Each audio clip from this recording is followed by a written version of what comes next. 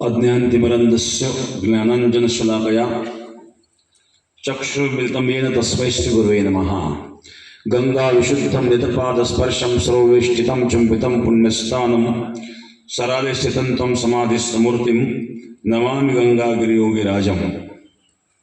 शुचिः शीलः समुदक्षः सप्रतापि जितेन्द्रियं तं नारायणगिरिं वन्दे सच्चिदानन्दविग्रहम्।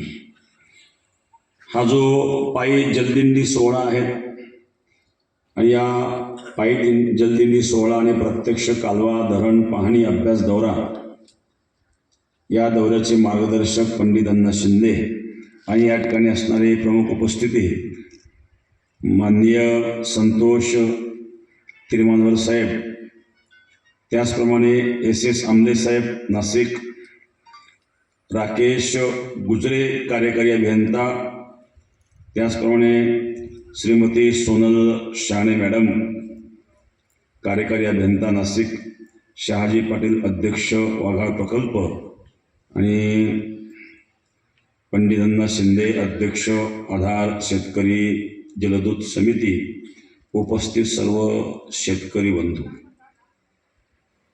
सर्व आणि ही जलदूत समिती सर्वांना या ठिकाणी धन्यवाद। पाणी हे एक जीवन, पाण्याचं एक नाव आहे जीवन, जल, पाण्याची वेगवेगळी जी नावं आहेत, उदक, जल, त्यामुळे जीवन हे एक नाव आहे। अन्नापेक्षा जल हे अत्यावश्यक असतं आणि आपण पाहिलंय वैजापूर गंगापूर तालुक्याची पूर्वीची परिस्थिती, एक्सप्रेस कॅनलच्या आधीची परिस्थिती आणि आजची परिस्थिती खूप बदल झाला आहे।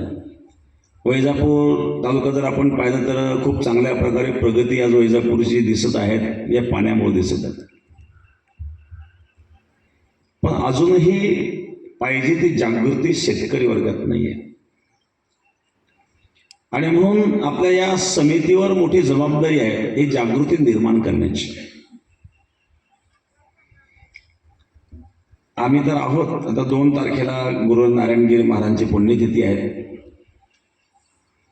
आपण तिथं जर आलात 4-2 लोक तर निश्चित त्या विषयावर आपण कार्यक्रमातून सांगेल लोकांना, कारण जवळजवळ त्या दिवशी लाखाच्या आसपास लोक त्या ठिकाणी येतात। म्हणजे एक प्रबोधन त्या कार्यक्रमातून आपण याविषयी करू, समाजाला आम्ही प्रबोधन याविषयी करीत असतो, परंतु दुर्दैव आहे की जी जनजागृती व्हायला पाहिजे ती अजून होत नाही आहे।